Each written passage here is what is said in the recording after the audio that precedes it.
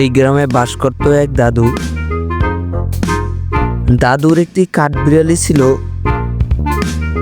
কিন্তু কাঠবিড়ালটি কোনো চুরি করে কিছু খেত না। দাদু কাঠবিড়ালটিকে বারবার বলতো, তুমি মানুষেরটা চুরি করে খাবে, আমি তোমাকে খাওয়াতে পারবো না। কাঠবিড়ালটি ছিল সৎ পথে হাঁটার জন্য, কিন্তু মালিক ছিল অসৎ পথে হাঁটার জন্য। এই জন্য কাঠবিড়ালটির মন খারাপ। কাঠবিড়ালটি বারবার তার মালিককে বুঝিয়ে বলতো।